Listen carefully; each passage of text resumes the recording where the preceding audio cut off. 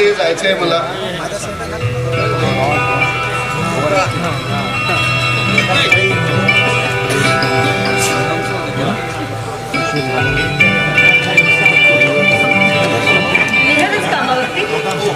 काही काम तसं नाही रे, पण तू एक दिवसही आराम करत नाही.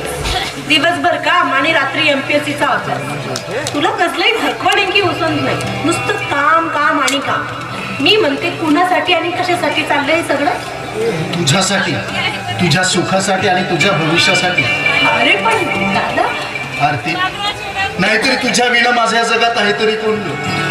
अवघा मी 7 वर्षाचा आणि तू 3 वर्षाची चिमुकली असताना आपले जन्मदाते मायबाप एका बस अपघातात मरण पावले. तो भीषण अपघात, ती लोकांची गर्दी आणि आम्हा चिमुकल्या जीवांचा आपल्या मायबापासाठी फुटलेला अश्रूंचा बाण अजूनही आठवतोय तो दिवस. कुणी जवळ नाही केलं का आम्हाला, कुणालाही दया नाही आली आमची. आम्ही भुकेने व्याकुळ होतो, पण कुणी अन्नाचा कण दिला नाही आम्हाला. शेवटी एका हॉटेलमध्ये भांडी धुण्याचं काम मिळवलं आणि पोटाची खळगी भरली. पण तुझे त्यावेळेचे दुःख मला भगवान असं झाले होते आणि तेव्हाच विचार केला, मी शपथ घेतली की माझ्या लाडक्या बहिणीच्या डोळ्यात अश्रूचे एक थेंब सुद्धा येऊ देणार नाही.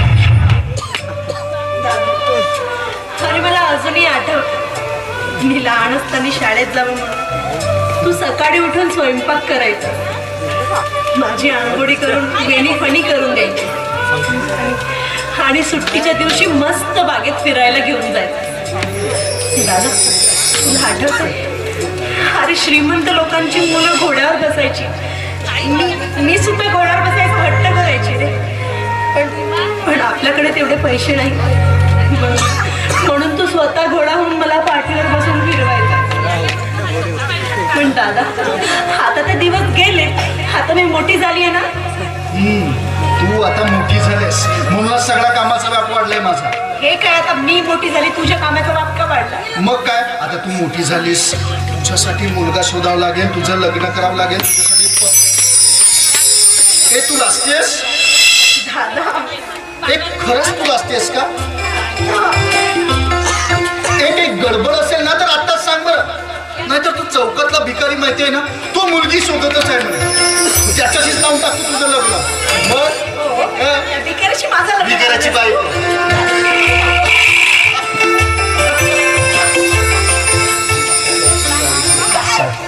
काय नाव आहे त्याचं? सगळं कळलं. ओमकार. आरती तू भागावर आहेस का? दादा आमचं प्रेम आहे एकमेकांवर. पण आरती हे कसं शक्य आहे? अगं आपण गरीब माणसं ओंकारराजीची बरोबरी नाही करू शकत आणि विक्रमराजीच्या वाड्यात मुलगी द्यायचं म्हणजे नाही आरती नाही. तू एक काम कर, तू ओंकारला सांगून दे की आम्हाला लग्न करायचं नाही म्हणून. दादा तू मला आईचं प्रेम दिलं, बाबांची माया दिली, लहानाचं मोठं केलं. एवढंच नाही तर भीमासारख्या डोंगरावरची दगडे सुद्धा फोडली. कशासाठी दादा? केवळ माझ्या आणि माझ्यासाठीच ना. मग तुला असं नाही वाटत दादा की तुझी ही बहीण एखाद्या मोठ्या घरची सून व्हावी, ती नेहमी सुखी राहावी, आनंदी राहावी? वाटतं ना दादा, वाटतं ना? वाटतं ना, प्रत्येकाला वाटतं ग. पण हल्लीच्या युगात या श्रीमंतांवर आम्हा गरीबाचा विश्वासच उडत चाललाय. श्रीमंत लोक ढोंगी बगड्याप्रमाणे सभ्यपणाचा देखावा करतात आणि आम्हा गरिबांना आपल्या ताब्यात घेतात आणि एक मासा समजून त्याच्यावर अनेक प्रकारचे आघात करतात आणि त्याचं भक्षण करतात. दादा ओंकार त्या प्रकारचा मुलगा नाही आहे रे, माझा पूर्ण विश्वास आहे त्याच्यावर. हे बघ आरती, पती पत्नीचं अतूट नातं फक्त एकमेकांच्या विश्वासावरच चालतं. मला फक्त एवढंच म्हणायचंय की तुझ्यासाठी वाटेल ते दुःख सहन करेल, पण तुझ्या अंगाला थोडी जरी खरोच आली ना तर हे मी सहन करणार नाही, हे तूही लक्षात ठेव. आणि त्या ओंकारला सुद्धा सांग. म्हणजे बस, खुश व्हायची गरज नाहीये.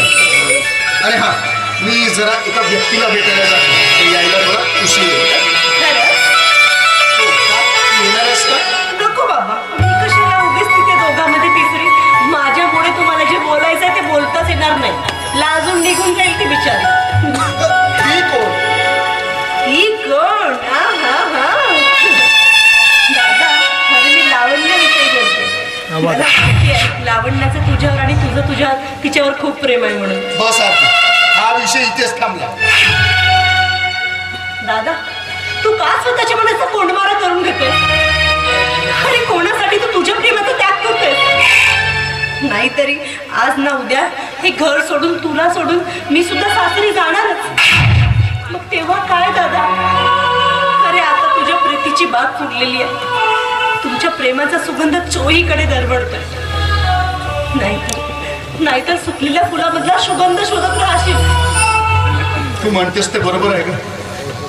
पण लावण्य माझ्यापासून खूप दूर गेली. कारण तिला नुसता प्रियकर नको होता, तिला पैसेवाला, वेळोवेळी तिच्या गरजा पूर्ण करणारा आणि तिच्या पाठीमागे शेपूट हलवून गोल गोल फिरणारा एक गुलाम हवा होता. दादा, तू समजतेस तसं नाही आहे रे. हे खरं तर तिला तुझीच गरज होती.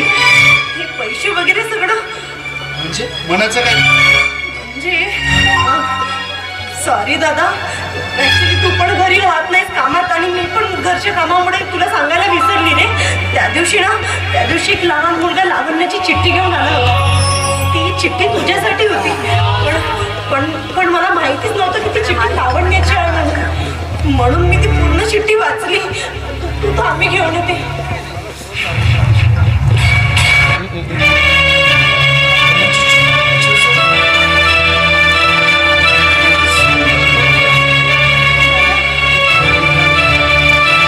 ही संपूर्ण चिठ्ठी मी वाचली रे. खरं तर माझ्यामुळे तुला वेळच मिळाला नाही तिला भेटायला, तिच्या इच्छा आकांक्षा पूर्ण करायला, तिचे अंतर मात्र जाणून घ्यायला. तुझा आपला सतत ना आरती आरती आरती. पण दादा, तुला ना शपथ आहे माझी, तू जा आणि तिला भेट. हवं तर तिची माफी माग. आणि ती अजूनही तुझीच वाट बघते रे. तू माझी काळजी करू नकोस. तुला काय वाटतं या चिठ्ठीत जे लिहिलंय ते खरं आहे?